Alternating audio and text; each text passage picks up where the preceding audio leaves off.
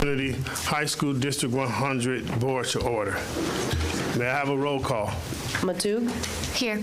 Goodrich? Yes. McCullough? Miller? Present. Yes. Lewis? Here. Radzinski? Yes. Figueroa? We have a quorum. Please join me in reciting the Pledge of Allegiance. Pledge allegiance to the flag of the United States of America and to the republic for which it stands, one nation, under God, indivisible, with liberty and justice for all.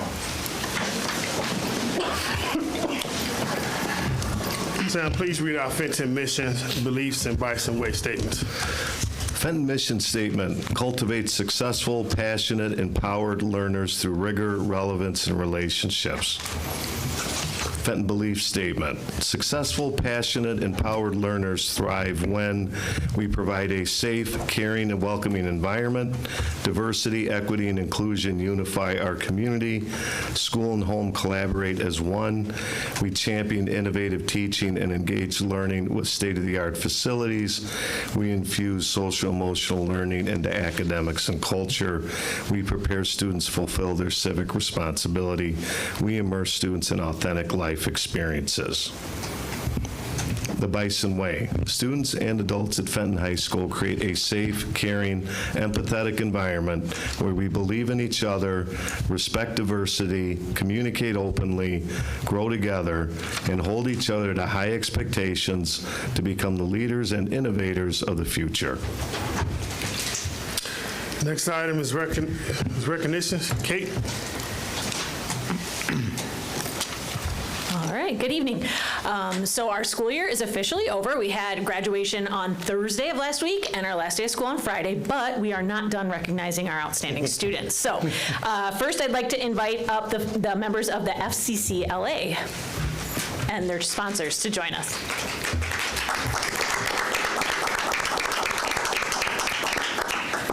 What's So the FCLA? I got that. I got you. So not all the students could be here tonight, but the students that we're recognizing: Madison Boyd, Karen Hernandez, Katie Niehoff, Isabella Reyes, Camila Rivera, and Alexis Torres Pineda. So Family Careers and Community Leaders of America, otherwise known as FCCLA, is a national organization where students have the opportunity to explore career opportunities and build real-world skills by developing projects, engaging and participating in events, and competing regionally and nationally for scholarships and awards. The work of FCCLA helps our students and teachers focus on a variety of youth concerns and career pathways such as education, hospitality, human services, and design. So these 6 Fenton students completed and medaled in 2 events at the April 10th FCCLA statewide competition in Springfield. So first we'd like to recognize Camila Rivera and Katie Niehoff. So Camila's here. They earned a silver medal, and also sophomore Karen Hernandez earned a bronze medal for children's literature. And then our 3 students, Isabella Reyes, Madison Boyd, and Alexa Torres Pineda, collectively earned a silver medal for their score in the entrepreneurship food truck event. So we'll give them a hand also. Our 2 awesome FCCLA sponsors, Ms. Engel and Ms. Giganti, are here, and they will share a little bit more about our students. Great, hello. Today I would like to honor all of these students. My speech might be a little repetitive to what Kate said, but just a little bit more about the competitions. Like she said, on April 10th, these students advanced to the state competition in Springfield, Illinois, after competing in the regional competition in February at the College of DuPage in children's literature and entrepreneurship food truck. So our early childhood students, they had to essentially submit a lesson plan of a storytelling experience and then perform their presentations in front of a panel of judges, and they had to pretend like there were children in the room. And then Bella, Maddie, and Alexa worked as a team and presented a food truck concept and business plan that was Puerto Rican themed. And these were projects that they created and practiced performing in our classes throughout the year as well, so they put a lot of hard work into them.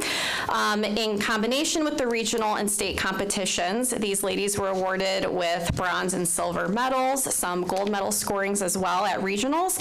And we are proud to say that everyone in this group is a dedicated family and consumer science student, and they have taken many classes in our education or culinary arts pathway. And then I wanted to give a shout out to Camilla again, if you want to step forward, because she's a senior and just graduated. She plans on going to College of DuPage next year and start her path in becoming an elementary school teacher. Mrs. Giganti and I know that you'll both be an amazing teacher because you're very passionate about helping young children, and we could just see that you're very gifted in that. I want to thank everyone at Fenton who supports FCCLA and the Family and Consumer Science Department. Every day we are teaching lifelong skills and are also providing opportunities for students to explore and train in various career paths. Ultimately, we want students to be prepared for their futures and make a positive difference in this world. Thank you so much.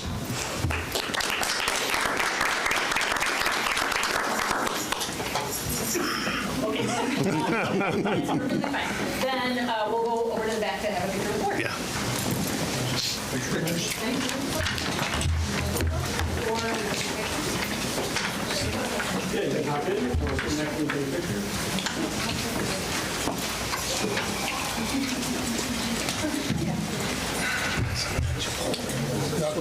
Yeah, we gotta move the chairs out of the picture. No,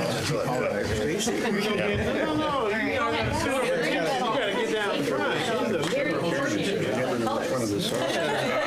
Here, I could go on one. That's what I do.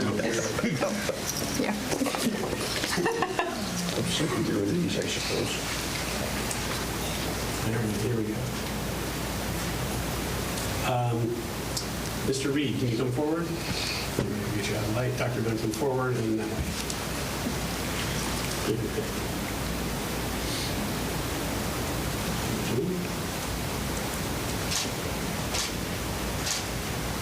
Am I good, Bonnie? All good? Great, thank you.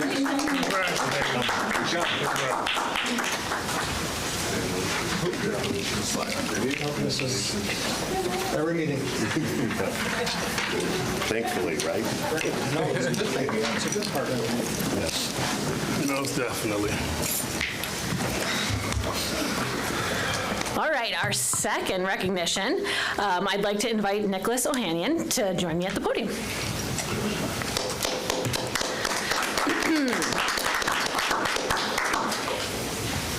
Okay, so in March, Nick was selected by the Chicago Bears as the second recipient of the 2025 Community High School All-Star Award.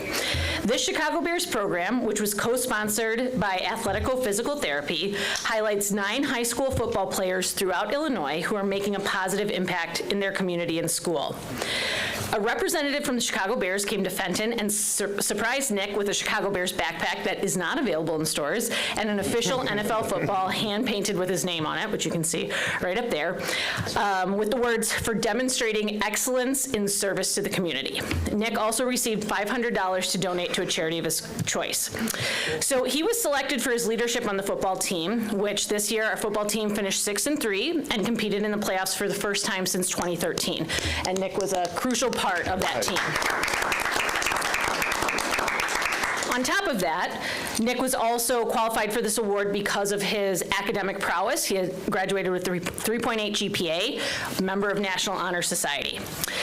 Above all, the selection committee noted that they loved his 63 hours of community service, including many hours as a freshman Bison Time mentor, helping our newest students build strong study habits. He was also very active in our Link crew, assisting in high-profile events like freshman orientation and future freshman night.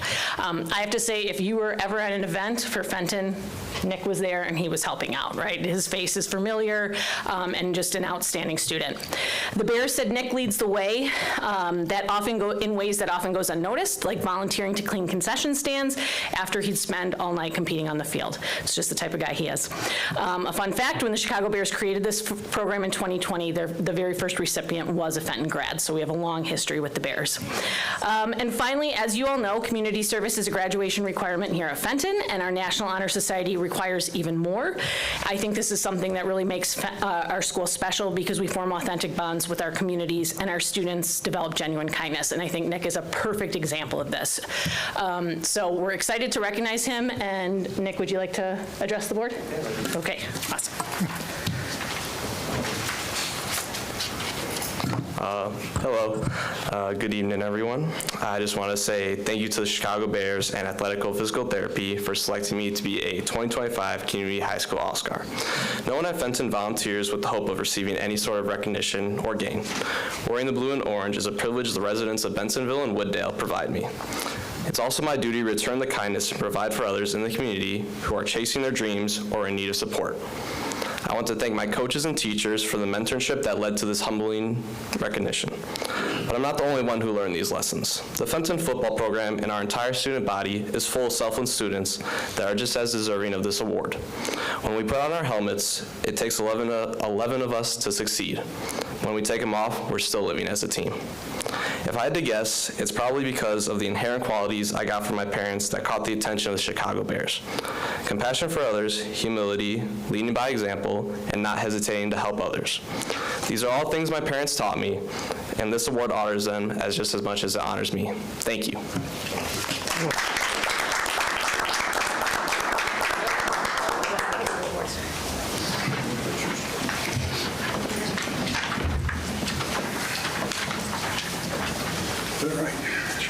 In the position here. Yeah, right. Yeah, you gotta go. You gotta go front and center. Sneak somewhere. It's more my size.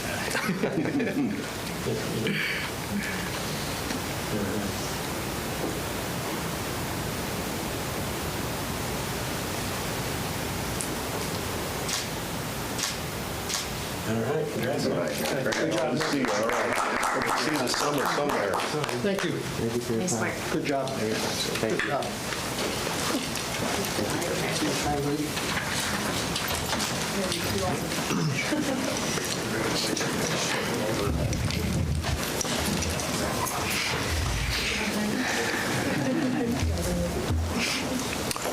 Karen, do we have any public comments? Yes, we do. As a reminder, public comments are limited to 3 minutes per speaker with a limit this evening of 30 minutes total. As a reminder, please address staff members and students by title and not by name to protect their privacy. Larry Anzalone.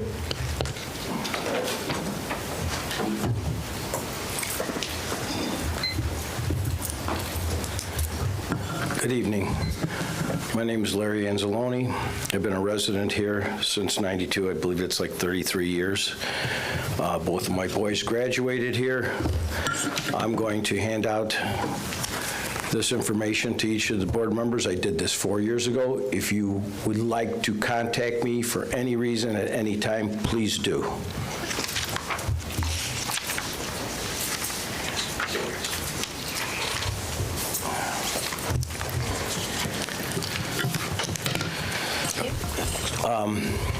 As I said, I've been a resident here for approximately 33 years. I've been an employee here for 24 years. I reiterate this stuff for the 3 new board members. The rest of the board here already knows me. I've spoke up here several times.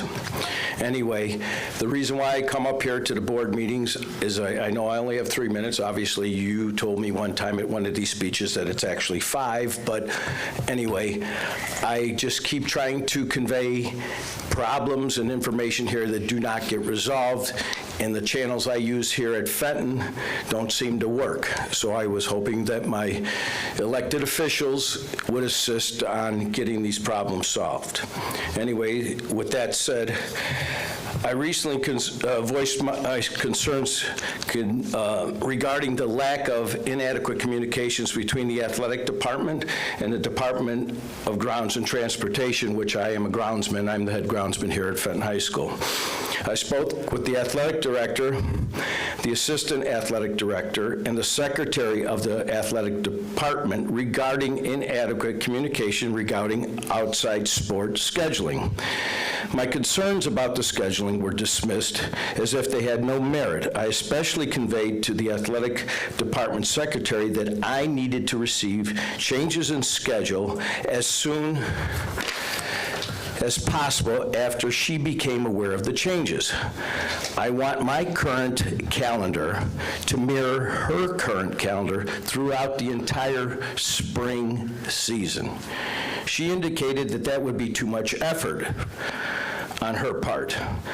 I am responsible for preparing the athletic fields for competition for tennis, baseball, soccer, and softball. I cannot fulfill those requirements if I do not have accurate sports schedules.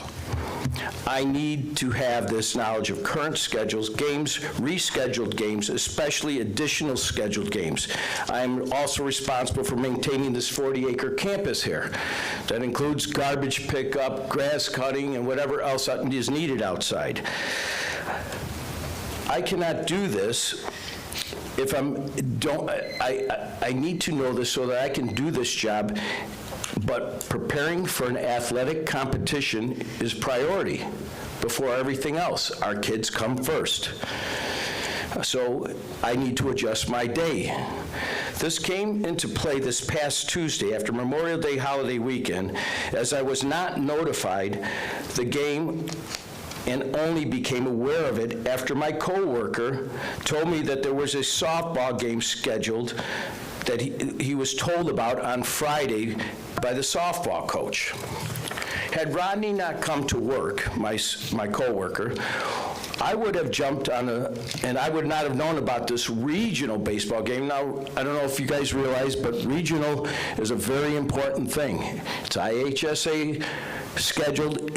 I should have known about this weeks ago. This has to be approved by IHSA, and I was not aware of it. I would not have prepared the field for our kids. That simply is not acceptable. I should have known this information. And I voiced this in a labor management meeting recently, and I got pushback. Pushback to communicate information. It's nonsense. I need to know. And if it hurts somebody's feelings here, that's too bad. Our kids come first. Anyway, I started inquiring that morning if there was a game. We have 2 new people in the Department of Transportation. These people need assistance. They're still acclimating. I asked one of them if there was a game in fact scheduled. She told me yes, there was. So I did more inquiring. I should have been setting up the field, not inquiring whether a game existed. It's just simply nonsense. Anyway, I finally got an email from the athletic director's secretary at 8:06 p.m. That morning. I should have known about this a long time ago, not the morning of. I should have been already out on the field preparing this field. And I also, knowing that it was a regional game, I would have put the extra effort to make our campus look better.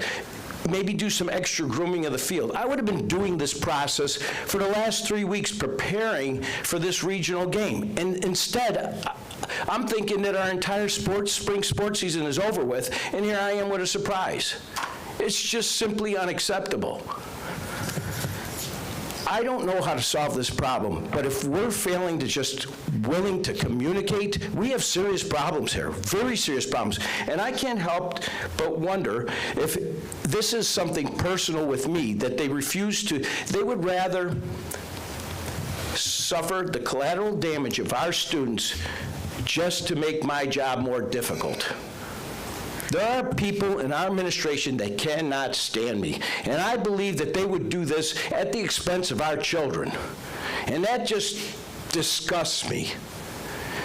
Now, I hope you guys as board members will finally listen to me and realize that we have a problem here.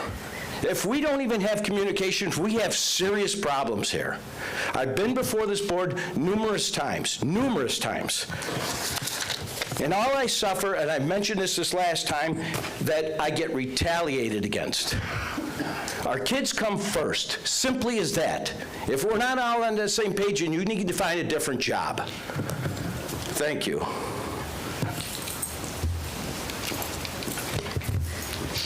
Mr. Lewis, I realize that we don't...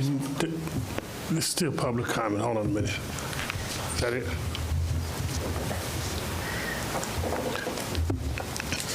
Mr. Lewis, I realize we don't respond to public comment, but I'd like to make a statement.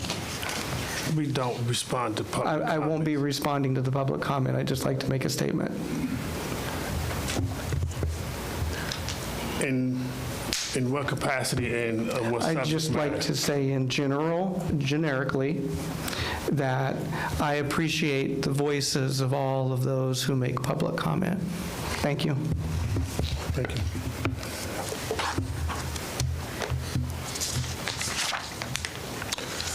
Thank you for your comments. Our next item is informational. Sam? Yes, so we're going to start out with graduation highlights, and you can see we have a full agenda here of other items to go through. This is just informational purposes. Some of these items we are going to ask for action later on in the evening. So let's get it started. All right, great. So we just had our graduation on Thursday evening. It was a well-attended graduation. We have some statistics here that I'll read through. We read them at graduation, but just to highlight how our class of 2025, some outstanding statistics for them. As I'm reading them, we'll have some pictures, some great pictures from the night. So the class of 2025, we had 366 graduates.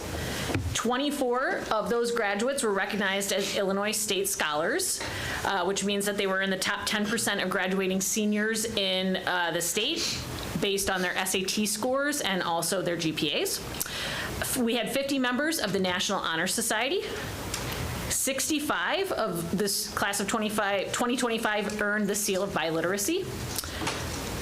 13 students will be joining the U.S. military. And the class of 2025 earned more than $2.68 million in scholarships and grants. Finally, this class clocked 13,711 hours of community service, which is equivalent to 1.5 years of community service during their time at Fenton. So I think everyone there was present. It was a really celebratory evening, a lot of touching moments, some great speeches given by our graduates, and it was really just wonderful to see our students recognized and just feel really accomplished during that ceremony. And I would just like to add thank you to the board for full representation. I think that sends a strong message to the community that every board member's invested in this class. This was a special class. It was amazing how that became a theme from different individuals who were speaking, and it wasn't even prearranged, but it really is a unique group, and we're sorry to see them go, but it's time to move on to bigger and better things, so we're excited for them. Yeah, they'll be missed, but we're excited to see what the future holds for them. All right, moving right on, just, we close one chapter and open the next, so we're already on to summer school. So summer school will start next Monday. The way that we have done summer school here is we have 2 sessions. Our first session includes both in-person instruction and our credit recovery, which is done primarily online with teacher support. Our second session is much smaller and focuses just on credit recovery. So the bulk of students who need summer school come during the first session. So you can see I have listed up there what courses are offered. Most of them are for students who need to recoup that credit. Consumer ed and driver's ed are get-aheads for our students. And then you'll notice that we do have a 1-week newcomer transitions program, which we work with District 2 and District 7 to identify students who are recent immigrants to the country. And so we do special hands-on training with them for 1 week, and it really helps ease that transition. It's not just incoming freshmen. We do have some students that if they would have gotten to Fenton within, since January, we also invite them. I think as of now, we're scheduled to have 15 recent immigrant students that will be part of our newcomer transitions, which is the highest number we've ever had, which is great. So for our first session, our summer school does run Monday through Thursday, 8:30 to 12:30. We will have approximately 231 students that will be here at Fenton in person. Session 2, right now we have 39 students. That number normally goes up because some of the kids from first semester end up going into second semester, so that could go up, but usually it's below 50. Any questions about summer school? All right, great. Okay, for this one, we're going to have Michelle Papanicolaou, special guest tonight, who has a wide variety of experiences with grant programming, and so we're thrilled to have her here to explain our FY25 Consolidated District Plan. Sure. Good evening to all the members of the Board of Education. It's a pleasure to be here with you this evening. I am Michelle Papanicolaou. I am the Director of Post-Secondary Pathways, the Division Leader for Career and Technical Education, and the unofficial title of Director of Title Grants. So there actually is a thing. So I oversee some of our federal grants, I would say most of our federal grants, including our title grants, and that's what I'm going to talk to you about tonight. We have something called a consolidated district plan. This is something we've been doing now for several years. When the state moved from having separate applications for all of our federal grants to one consolidated plan. So this allows the state to view what we do as a district holistically, and all of the narrative pieces that we would typically put into each of the individual grants are now questioned in a holistic manner. So when they ask about how will you address academic achievement, we talk about how we will do that through all of our grants and how we will use the funds through each and every one of them. So this requires us to answer one set of planning questions, which is kind of nice, but it is a comprehensive plan. If you looked in your consent agenda, it's in there, and it's quite a few pages long, but I wanted to give you the full scope of how we lay out our plans as a district. We always get great returns from the state. We get approved every year, but ours will go in once we get this approved tonight from all of you. So these are the grants that are involved in the consolidated grant. We have Title I, which is for improving basic programs. We are part of a school-wide program.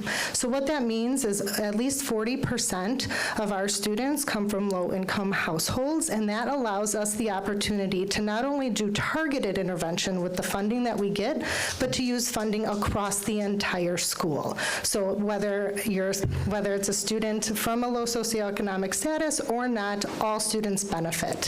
For example, we buy Chromebooks for all of our students, and part of that is funded through Title I.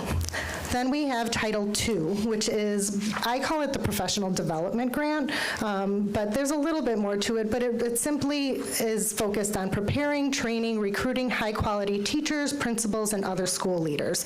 So anybody in the organization can benefit from this particular grant. Title III is our language instruction education program and our immigrant student education program. So this is for our EL learners. And then Title IV is a student support and academic enrichment grant. We typically move our funds from Title I because we do get a little bit of autonomy moving things around in between and within these funds. So we move our Title IV funds into our Title I because it just provides us a little bit more flexibility in how we spend. And then finally, we have IDEA Part B, and that's a flow-through grant to support our students with special needs. This just gives you a general idea of how much we typically get from the federal government. We don't have our allotments yet. That's not typical, but we are not shaking in our boots yet over that. I went to the Title I conference down in Springfield, and we all came in with lots of questions about, are we getting funding? What's happening with everything going on down in Washington, D.C.? And they assured us that at least for this year, everything that we spent will absolutely be reimbursed to the districts. That's good, because they had already budgeted it. They anticipate that our 25-26 allotment will be very similar to this year. When we get into the following fiscal year, 27, there are concerns. So although we don't know, and this is all speculative at this point, they did, ask us to really start thinking about Plan Bs. In the case that, for any reason, when all the bills end up being passed or revised in Washington, that there are caucuses there aiming to reduce or even eliminate Title I and Title II. for us, in all of the districts, we're asked by the state board to please spend down your monies, right? Spend it. If we don't spend it, they don't think we need it. So we took a lot of effort, more so than ever, to ensure that we didn't really have any rollover for next year. We spent it down as much as we could because they said if anything was going to be clawed back, it would be our rollover funds. So we worked together as a team and really decided what else can we do that's really going to optimize the instruction for students and make Fenton a better place. And I think we were able to come up with some really good additions to the grants. Just in a general sense, this is about what we get and what we receive, but it can vary from year to year. I haven't really seen it go below $200,000 for Title I, except for 1 year, which felt shocking. And then, so it's usually between $200,000 and $250,000 for Title I. We did have 1 year where it was a little higher because the rollover was from the pandemic year.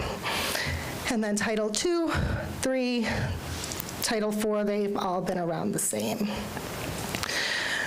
Oh, I went the wrong way. Sorry. So within this grant, or sorry, within the plan, these are the 3 target areas that we emphasize and we write about. So we write about student learning, learning conditions, and elevating educators. So if you had, as you were reading the consolidated plan, you probably saw these addressed in every single area. And these are the specific areas, the grant, or I'm sorry, the plan. I shouldn't call it a grant because the grants come later. I'll explain that in a minute. The plan has these 11 areas in the specific plan, anywhere from what we did with a needs assessment to figure out what students need. We look at our school report card. We use data on a regular basis. We talk about our private school participation. We have about 10 schools that serve students who live in our boundaries, so we have to offer them participation in this grant. We only have 1 school right now that wants to participate with us, so we work collaboratively with them to ensure that the students who live in our boundaries also get access to this funding. We spent a great deal of time as a team, and we had people contribute like Stephanie Jackson and Lorenzo Rubio and Eric Randa. Everybody had a chance to address safe learning environment, professional development, our special education needs, youth and care stability plan, and our bilingual plan. So the next steps really can't start until we get your approval for the consolidated plan, and then we complete our assurances. So that really just is a bunch of statements asking that we don't break the law. So we take those very seriously, obviously, but we provide assurances to the state that we will carry this out with fidelity. We submit to the Illinois State Board of Education for approval, and then we start beginning to complete our applications for all of the individual programs. That's when we will give the budgets, what we detail what we'll spend it on, and then from that point on, after they approve it, we will do progress reports and ensure that we get reimbursed for everything that's in those plans. That's really the gist of what the consolidated plan is. I'm happy to answer any questions, and I thank you for your time. How long have we've been doing this, the consolidated plan? Is that done yearly? Yes, it's done every year about this time. We pushed it up to May this time so we can get our program grants completed by June 30th, so we're ready to spend in July. But yes, every year, about for the past 6 years, 6 or 7 years, before that we did all of those individual grants. Had to really streamline all of the prep that goes into those. It's still a lot.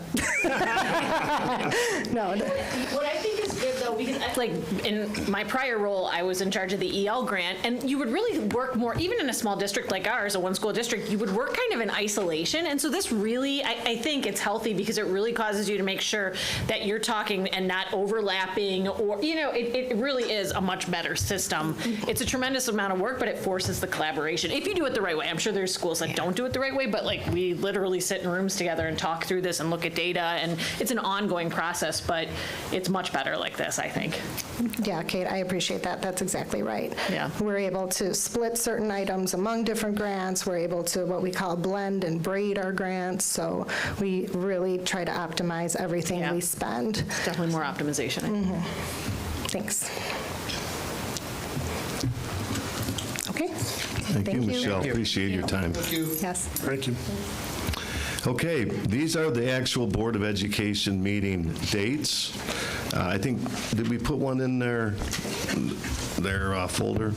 Okay, so this is obviously, this is starting 25, 26 for the fiscal year with the July meetings. You'll notice it's what the board approved, basically the fourth Wednesday of the month, unless there is a holiday. So those dates are moved up. So mark these dates down on your calendar, however you do a calendar nowadays. John, you still do one, yeah. You just write it down in a calendar probably. So, okay. I do both. You do both, okay. Any questions on that?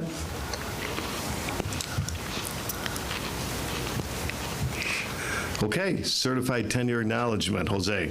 Yeah, so we just want to say thank you to all these staff members, Ty Acosta, Brandon Bershevitz, DJ Carroll, Alexa Flores, Anthony Larigio, who happens to be with us this evening, Scott McNulty, and Edith Reynaga. We just want to say thank you to them for their commitment to our students and all that they do. We look forward to many more years of working with them and them helping our students, just attain great success here. So thank you, Anthony, for being here this evening. Thank you. How about a round of applause?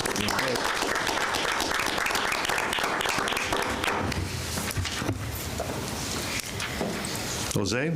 Yes, so in compliance with this ACA Act, Fenton provides insurance coverage for all part-time employees that work 30 hours a week in the previous calendar year.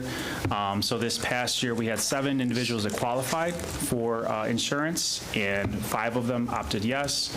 So again, just want to make sure that we're in compliance, but also, just thank you to those individuals that are working hard and putting in the extra time. We appreciate them. So. Okay, thank you. So we started this discussion last board meeting as far as the superintendent search for 26-27, and we had talked about the 3 search firms that we wanted to take a closer look at, just to review the IASB. Obviously, that's the State Association, BWP, and also HYA. So these, we also had brought up at that meeting, were there any other firms? I didn't receive any other requests from board members to look at anyone else. These are all 3 very reputable firms.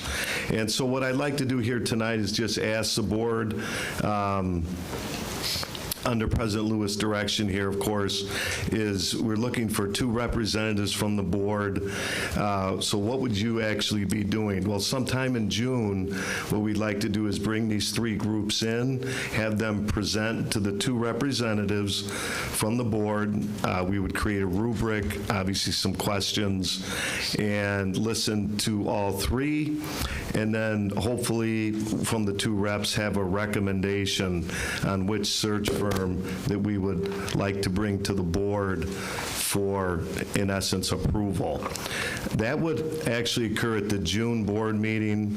Assuming we have the 2 reps, we can determine 1 firm with a recommendation, and then the goal would be to invite that firm to present at the board meeting so we could hear more details about the search that they would be taking on for us. So that's the concept. Any discussion or volunteers? I do think that the review should be open. I'm fine with 2 reps, but I think it should be open to any board members that want to attend. Any thoughts on that? I'll leave it up to the board to discuss that. Well, if we get more than 3, we have to declare a meeting, post it, and everything else, and that creates a whole other set of issues. Selecting a search firm is a very important matter. It is, but statute says if more than 3 of us are together, we have to declare a meeting. We can't go around state statute, otherwise we will be in a lot more trouble. This can be done in a meeting. Well, why don't we see who's interested? Who's available? Or who's available. I mean, we would obviously compare calendars and see which board members are interested. All 3, as I've been investigating the process and getting up to date, all 3 are capable. The only thing of concern is, I ain't gonna say concern, but selecting one that fits what we're looking for. That's which one best fits our needs. But all 3 are capable. The real work, or when we select one, is putting together a rubric of what we're looking for in a superintendent. What is from the school, from as far as the board is concerned, as far as the staff, but also to the community, who comes in with the best plan to meet all of those separate entities, and putting together a rubric for who they ultimately search out and bring to us for a potential interview and things. But all 3 are capable. It just matters who fits our needs. I have a slightly different view on that, but what is the aversion to holding a public meeting to have these presentations and even allowing the public to have some input in this? The public doesn't, we can take the public, we can have the public's what's important to them, but we've been selected to make that decision.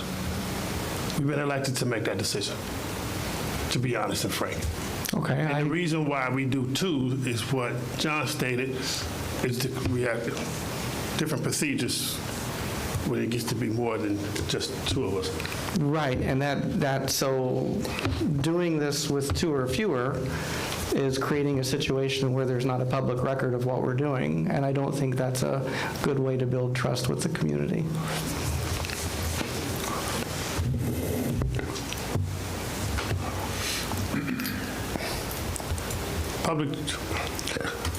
The public will have their time to get input into the new superintendent when we give direction to the group we choose.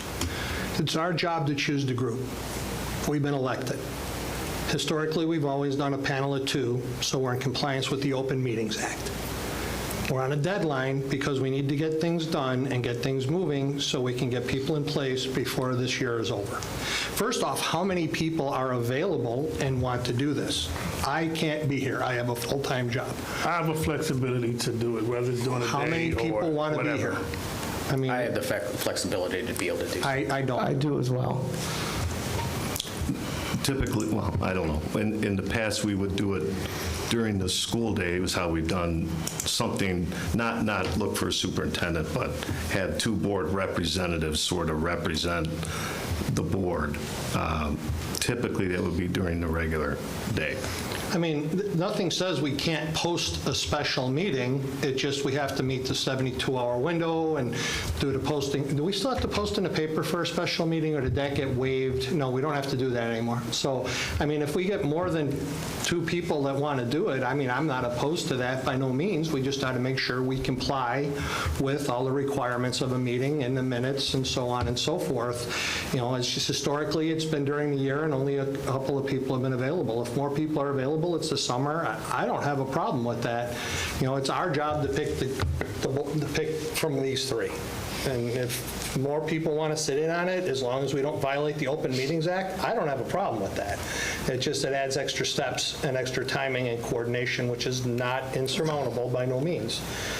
So, I mean, but it's not it's yeah, I get it. And if more people are available, that's wonderful. I don't have a problem with it.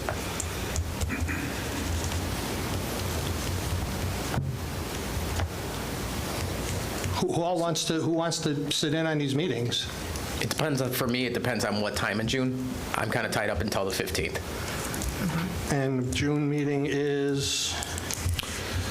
Yeah, I don't have that. 4th, something around there. The 25th. 25th? I think. I mean, I think that would be doable time-wise, but I'm out. I mean, Yeah, I will not be here. so 2 of us are out. Reed, would you? So 3 of us are here, so that leaves, and Leo's like got a schedule like me, so if we have 3 people, well, wait, 4 is a quorum, so I believe we can bring 3 together without holding a special meeting. If we have 4, we have to declare a meeting because we have a quorum vote. Well, I'd have to review all that. With Tom, but yeah, we need to get final clarification. But if there's 3 of us, I mean, I'm not opposed to that. The more eyes, the better. I mean, Yeah. we got to make sure we're in compliance. May I make a proposal that we hear the search firms during a public meeting, a We're going regularly to hear. scheduled school board meeting? Yeah, the plan is to have one. We do our job, select one, and they come in and provide a detailed presentation of the process and to answer any initial questions on the process. But the selection, we got to make that decision of who we going with, have one firm that we're going with to provide that presentation. I realize this is an informational item, and there's not much that I can do, of course, but I will go on the record and say that I disagree with this process. That's fine. Duly noted. Duly noted.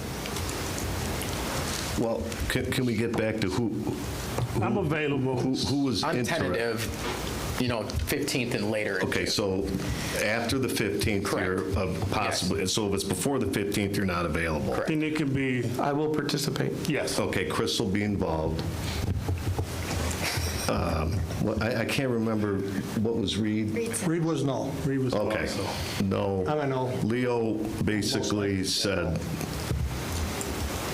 when we had our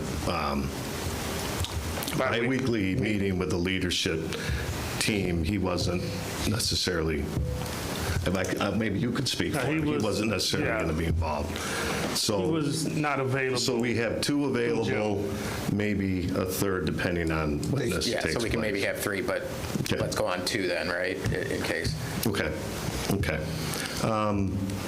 Then what I'll do is I'll reach out to these 3 companies and see what kind of their availability is, and then obviously reach out to, did you have a comment, or? No, I was going to let them know that they got copies of the current proposals in the district office. You can, for whoever, you can stop by and Chris, for get a sure. copy of what their initial package. Okay. But I'll reach out to them, see some availability. I'll reach out to both of you for sure and I'll reach out to you for sure to see availability right after I reach out to them. So I'll literally call them and say, what's their schedule look like? Because they have certain point people that they would be in charge of this and see what the time frame is and then reach out to Chris or Dr. McCullough and Mr. Lewis. And if it's after the 15th, we'll figure it out. Okay? Sounds good. Okay, thank you. Extended employment hours. Yeah, this is mostly informational for new board members. This is something pretty standard that we do every year, but I just wanted to give you a little bit of context. This is something that we'll vote on tonight. So every summer, we have extended employment hours. Over in the left-hand column, these are positions in our school where they need to have some additional days to tie things up from this year or get ready for next year. So for example, student services, our counselors come in, they make sure they do credit checks, things like that. Most of these have to do with record keeping. Our EL coordinator comes in and pre-tests any new students that are coming in, and then our internship teachers and coordinators, they have to start setting up internships for the kids who are required for them next year. So that's what that is. We also award summer maintenance hours, which you can see it's mostly to departments that have like a lot of inventory, have to go through, make sure that they have everything set up for next year. We do have more hours there this year, particularly for science, to give them time to pack up their science labs and then also come in August to to unpack and get ready with the new STEM wing. So I just wanted to give you a little bit of background on that before you made a vote and see if you had any questions. I'd like to request that we go back to the informational item related to the superintendent search. The 2 members, if it's 2 reps, that is creation of an ad hoc committee. So I would think by definition, that ad hoc committee who's going to be reviewing these firms will be subject to the Open Meetings Act. Okay, we'll look into that with our district attorney. Thank you.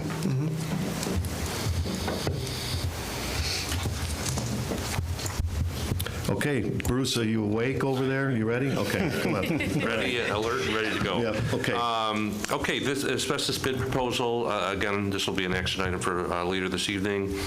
This is for the abatement work for the 3 science classrooms and 2 prep rooms that are being vacated due to the addition of the STEM wing classroom. And for the board members that are new, we did approve the actual renovation work for these classrooms back in March, at the March board meeting. At that time, we needed some more work to advertise it, extend the advertisement for the asbestos work. That's why it's coming to you tonight. But we did receive 3 proposals. Gilbane worked with us on that. They met, vetted the bids. They are recommending, and we support their recommendation, to go with the low bidder. That is the lowest bidder and the lowest responsible bidder, M&O Environmental. So we are asking the board to approve that. And that bid, the base bid is $138,000. So that'll be on your action item later this evening. And then this just kind of shows the area. The green area is the area to be abated for these specific classrooms, just so you're aware of. And I think you've seen this map before in past meetings, but just wanted to keep that in front of you of where we're looking at in the building for that. And Bruce, this should be the last of the abatement related to the STEM wing and the classroom moves and everything else, and it's all in that same budgeted item. We're still under budget, we're still on time. Yes. It's just we had to get that 3 bids. We don't anticipate any other little pop-ups here. One never knows in an old building. No one never knows in an old building. But I know this one was a planned one. Yes. And we're just finally able to take action on it. Yeah. Right. I guess I have I know this is related mainly with the asbestos issues with the flooring. How many other areas will we encounter with the asbestos issues through the building? In other parts of the building? Yeah. Well, I know it's been a lot the done. hallway down by the administrative offices, by the fax area, home ec area, both of those hallways going east, west, and north, south, down by the athletic department, that's all areas that would have to be abated. So there are several hallways still that would need to be addressed if or when we get to that point. And we've been kind of phasing that in over the years with doing like a hallway a summer at a time due to the time constraints and the cost of it. So we've been phasing it in over years to get that work done. But there's still I'd like to say we're almost done, but I don't think we're quite there yet. What about the other science labs that we're not doing yet? Yeah. That would be part of it as well. Yeah. Right. The ones that are not going to be touched this summer, they still would probably need to be abated. South side of the building? Yes, sir. Yeah. And they still have the any room with the old flooring. Correct. Any hallway with the old flooring. Everywhere there's an old floor. Because it's the adhesive of the tiles that's the asbestos. It's not wrapping around the pipes, it's not in the walls. It's just when you tear up those tiles, you're disturbing the asbestos. Okay. That's been our recurring nightmare. Yep. And we've fully confirmed that it's not a suspicion? Okay. Yeah. Company will come out and do a sample and confirm it, right? It's all put in with the same adhesive that was approved back then, and that's the problem, and we're not the only ones dealing with this. We work with an environmental consultant that does all the testing for us and prepares a formal report. Okay, and then the other item we'll ask the board to act on later this evening is the small engine room renovation. I know that's an interesting title, but I I thought I'd start out with this sentence. The small engine course is a gateway course into the automotive pathway. It's currently utilized, it is really, it's a smaller room than well, we moved from a smaller room to a larger room. The ventilation system wasn't quite up to par what we need. In fact, there were at times where they had to, I think every time they started up the engines, they had to move the work outside to have adequate ventilation. We don't want to continue to work in that manner.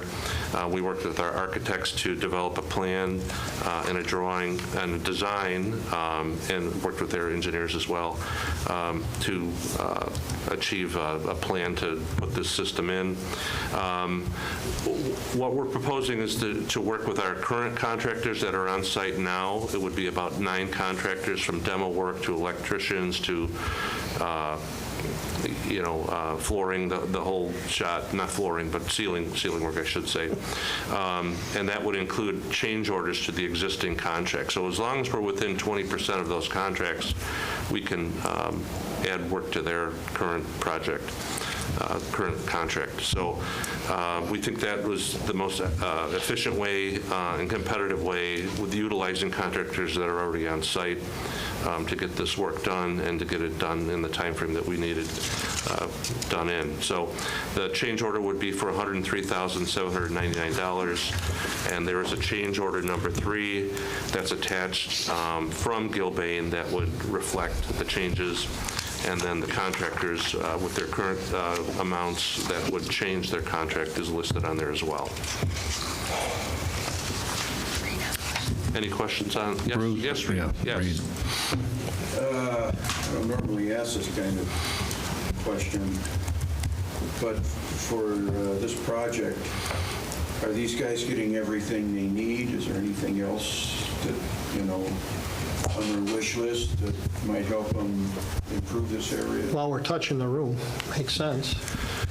That is all that we're aware of, from the division leader to the staff to Mr. Jaramillo. Right, for this particular Tom Coble, yeah. program, yes. We think that this is It's basically, addressing- it's a unique ventilation system, so the engine goes into this area and then it vents out. So, This is all just for ventilation? yeah. We do think, It's bad when Reed, we that kill our students. yeah, we do think that we got favorable pricing. I know it's still over $100,000, but considering it had to, Well, there's probably some government regs you got. there's a whole process we've been going through for a while. I guess Yeah, and so, in the same line where Reed was going, I know we're doing the ventilation, but also, are there other needs? All right. I guess, yeah. Well, no, I would inquire in the same breath. Yeah. I get the idea, you got to meet all the regulations for that kind of stuff now. for this time frame, we want this, obviously, we want this done this summer, hence we're bringing it here tonight. And I appreciate the new board members, because obviously this isn't something that we necessarily prepped you particularly well on, because it's something that we've been talking about months ago, kind of taking care of this. So, I think moving forward, there's always needs in that area. Michelle was presenting tonight, sort of that CTE area. We've made some progress there. I think this will really, it's not necessarily flashy, but I think it's a start, as far as addressing needs and things like that. Yeah. Summary point. Yeah, sure. Well, you got the work guys here. We suppose they have a little bit of money left over. It doesn't disappear. I'd like to see these people get whatever they need and perhaps then some. I think this is an area that probably doesn't get the attention that it needs. I've been back there. I think it's awfully important for people to have alternative career paths. And I think this is a very good way to support that. Move a couple of walls, give them the room they need, give them some ventilation. So just to confirm, you'd like us to spend more money, is that correct? For that one particular room. For the record? I know. He did say doesn't normally. Well, I mean, it's a good sign we need to move to a bigger room. It's a good sign that there are more students that want to do this. So, I mean, we got to support these students and adequately benefit. Well, and we honestly, we think. That's a good thing. Yeah, it's a great thing. And where it manifests itself is there's more periods throughout the day, right, Kate, where there's more, that room is being utilized more periods than it was years ago. So we can accommodate the students in the room. It's just a matter of we want to take care of this. And certainly, as we look at other improvement plans down the line, that there's going to be some ideas in there in this arena, I'm sure, as we try to figure out what to do with that. Well, you got the people here, Yeah. a little concrete, Yeah. an addition on. I guess my comment was similar to John's some months and months ago about if we touch it, Yeah. Do it the right way. do it the right way. And believe me, all. John's comments have permeated our brains, and we have applied that. For example, the 5 rooms that we're touching, that's going to be done completely. I would say a little bit of grace with this one in that we have a specific issue that we're trying to address, and we want to focus on that right now. So I wouldn't say this is a complete overhaul of that room, but at least we're taking care of this, and I think I guess the word adequate, I don't know if that's the right term. We're but making it safe and compliant. Yeah, right, exactly, Yes, right. yes. Okay. So that's the, I didn't mean to do that. That's the purpose of this request here tonight. Okay. Do we have a number of about how many students are utilizing this course in this room? I don't know that off the top of my head, but I could certainly get that for you. Okay. Yeah, we heard the enrollment is up in that area, so Okay. that's what I heard. Okay, I think we're done there. So salary increase, so these are sort of the last employee groups that we want to take care of here. At-will employees, so an at-will employee is typically, honestly, someone like Karen, some of our very important individuals that are not necessarily in the union, but they do a lot of work, like the principal's secretary or administrative assistant, I should say. We do have a group of at-will individuals like payroll coordinator who do outstanding work for us. And so our recommendation, we're asking for the board to approve a 4.5% increase. And then, of course, our bus drivers. Our bus drivers, we know it's a competitive market out there, and we feel that a 4% raise for our bus drivers would help us maintain the drivers that we have. We think that's a fair number, so that's what we're requesting here tonight. And after this, that should take care of all the employee groups that we've been asking for increases for. So this is something that we would ask for approval for as an action item a little bit later in the evening. And we don't have any other for right now, so thanks. So just as an eyeballing in our small engines, which there are a couple other courses in there, but just small engines itself has about 70 kids per semester spread through 3 different classes. But my guess is that there's more than just small engines that use that. Okay, thank you. Yep. Next is discussion or action items. Did you do consent? Oh, gosh. Sorry. Moving a little too fast. Consent agenda. May I have a motion to approve the consent agenda as presented? I'll make the motion. Second. Roll call. Mr. Lewis, I would appreciate, I request to have the personnel report removed from the consent agenda. That's fine, but the personnel report cannot be discussed in open meeting. I'd like to have the personnel report removed from the consent agenda. I was just letting you know, though. Okay. What, was a motion made? We're removing the personnel report. Oh, okay. We'll vote on that alone. All right. Roll call. Matug, Yes. Radzinski, Yes. Figueroa, Miller, Yes. McCullough, Yes. Goodrich, The same. Lewis. Yes. Motion passed.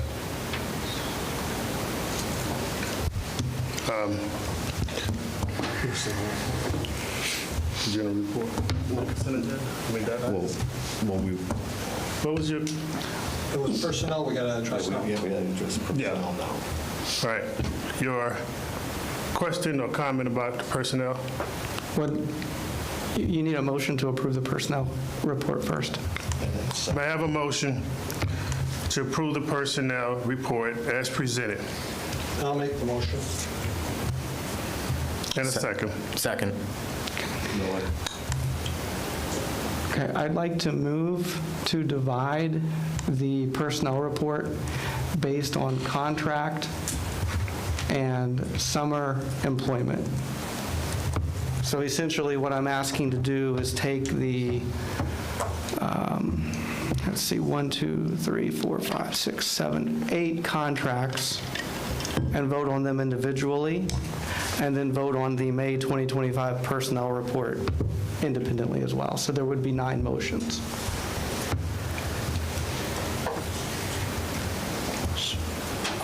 I don't see the need. Do we have, what's the consensus of the board? Does 4 of us want to do this?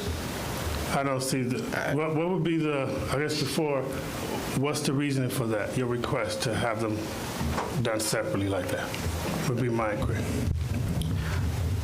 I want to vote accordingly to what is right, and I need to be able to do that independently. I can't do that as a batch.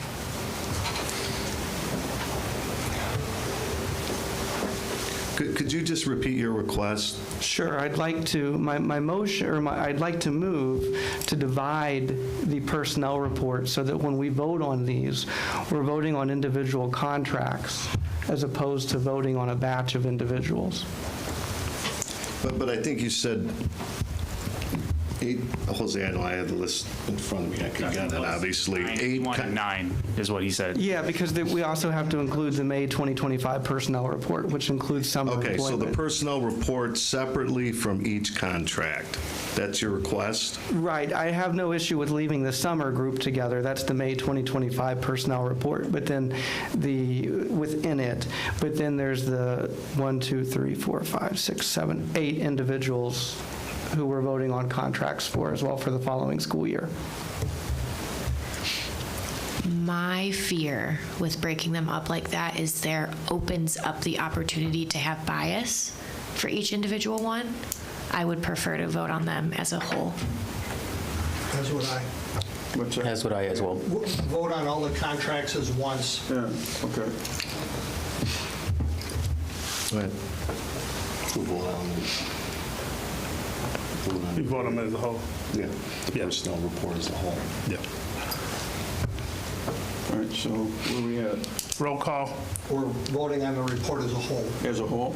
Yes. We just had discussion, and now we're going to vote as a whole on the personnel report. All right. Roll call. Matug, Yes.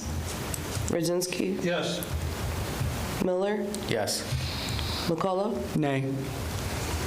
Goodrich, Abstain. Lewis. Yes. Motion passed. I'd just like to note that items in the consent agenda for any comment or specifics or issues or whatever, the time period for us to, as board members, to comment is when the board, between Friday and Tuesday, separate, not in the open session, because a lot of that is, with privacy concerns, issues with that, dynamics with that, it's through that period, and you would email whatever question or concern you have back to Sam, CC, myself, and that's the forum for that to be done. It can also be done during the public board meeting, Mr. Lewis, and it's stated in policy 2, section 2, 220, just for clarification. Okay. Okay. Our next item. Yeah. Motion passed. Our next, may I have a motion that the Board of Education approves the 2025 to 2026 consumable materials and textbooks replenishment proposal as presented? I'll make the motion. Second. Any discussion? Roll call. Matug, Yes. Brzezinski, Yes. Miller, Yes. McCullough, Yes. Goodrich, Yes. Lewis. Yes. Motion passed. May I have a motion that the Board of Education approves the textbook purchase for the 2025-26 school year as presented?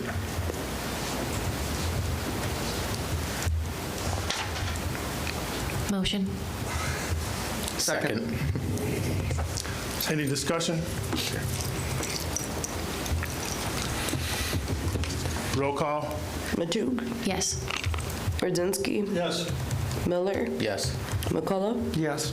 Goodrich, Yes. Lewis. Yes, motion passed.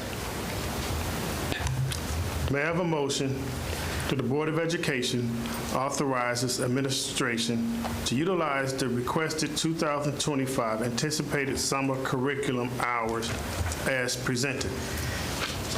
Motion. Second. Any discussion? Roll call. Matug, Yes. Brzezinski, Yes. Miller, Yes. McCullough, Yes. Goodrich, Yes. Lewis. Yes, motion passed. May I have a motion that the Board of Education authorizes the administration to utilize the requested 2025 anticipated summer workshop hours as presented? I'll make the motion. I'll second. Any discussion? Roll call. Matug, Yes. Brzezinski, Yes. Miller, Yes. Goodrich, Yes. McCullough, Yes. Lewis. Yes, motion passed. May I have a motion that the Board of Education approves the extended employment hours as presented? Motion. Second. Roll call. Matug, Yes. Brzezinski, Yes. Miller, Yes. Goodrich, Yes. McCullough, Yes. Lewis. Yes, motion passed.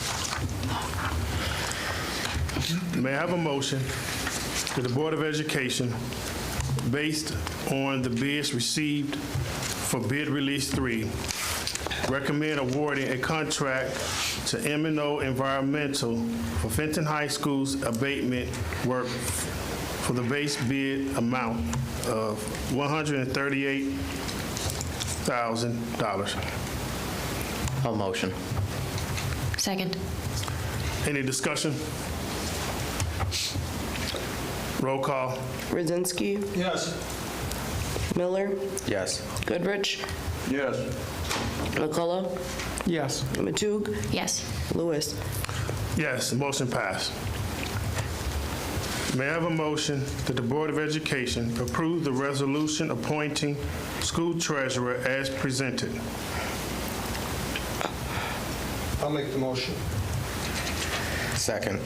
Bruce, you just want to review that real quick and just, Yeah, every year at this time, typically at this time, the board takes action on a one-year appointment of the school treasurer, which may be a board member for a one-year term per board policy, or it has been the practice here to appoint the chief school business officer as the school treasurer. And that's what is presented tonight if the board so wishes to continue that practice. If so, then that would be Douglas Wilds. There's a resolution there for the board to act on, and the certification of the minutes as well included. So we're asking you to act on that tonight. And then next month, we would present the treasurer's bond for approval. But we kind of bring it to you in a stage process. Any questions? Roll call. Goodrich. Yes. Miller. Yes. Brzezinski. Yes. Matug. Yes. McCullough. Abstain. Lewis. Yes. Motion passed. May I have a motion that the Board of Education approve the 5-year review of the following policies as presented? 4-50, 6-320, 6-210, 7-40, 7-90, 7-130, 8-80, and 8-110. Motion. Motion. I'll second. Any discussion? Roll call. Matug. Yes. Brzezinski. Yes. Figueroa. Oh, sorry. Goodrich. Yes. McCullough. Yes. Miller. Yes. Lewis, I'm sorry. Yes, motion passed. Figueroa's still not here. Just FYI. Thanks, Sam. Okay. May I have a motion that the Board of Education approve the 2025-2026 fiscal year salary adjustments for Ed Wheel, 4.5% increase, and bus drivers, 4% increase? Motion. Second. Any discussion? Roll call. Matug. Yes. Brzezinski. Yes. Miller. Yes. McCullough. Yes. Goodrich. Yes. Lewis. Yes, motion passed. May I have a motion that the Board of Education approves the Gilbane change order number 3 dated May 1st, 2025 in the amount of $103,799. Yes, I'll make it. Motion. Second. Roll call. McCullough. Yes. Goodrich. Yes. Miller. Yes. Brzezinski. Yes. Matug. Yes. Lewis. Yes, motion passed. Does anyone have any committee reports? Oh, yes, sir, I missed it. The only real update we had is that we were presented, they were requesting a grant. This is the Bensonville Library for the amount of $8,000 to $10,000 for essentially waterproof, weather-resistant book drop-off points that we would build at both Tioga and Johnson. I know District 2 approved it, so the BCF will come back and it will be presented to them again at the next meeting.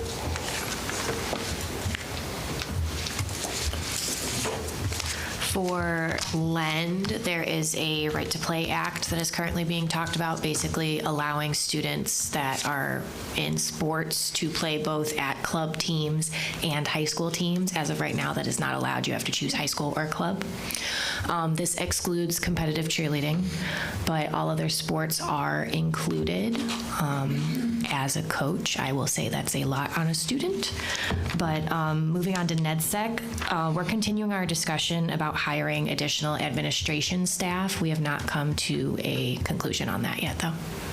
Thank you. I think that concludes it. That concludes, yeah. Our next board meeting is Wednesday, June 25th, 2025, at 7 p.m. with a tentative Finance Facility Committee meeting at 6 p.m. prior to the regular board meeting. May I have a motion and a second to go into closed session for the following? A, 5 Illinois CS 120/2C1, the appointment, employment, compensation, discipline, performance, or dismissal of specific employees of Fenton Community High School District 100. Motion. Second. Roll call. McCullough, Aye. Goodrich, Closed session. Yes. Miller, Yes. Radzinski, Yes. Matug, Yes. Lewis. Yes. There will be no action items after closed session.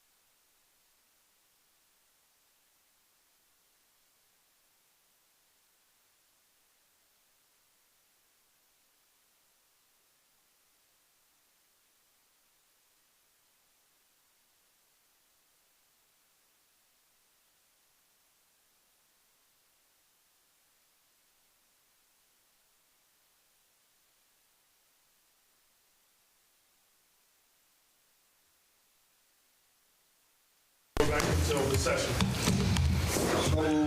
Second. Roll call. Matug? Yes. Radzinski? Yes. Miller? Yes. Goodrich? Yes. McCullough? Yes. Lewis? Yes. Motion passed. Second open session. May I have a motion and a second to adjourn? All in favor, say aye. Hey.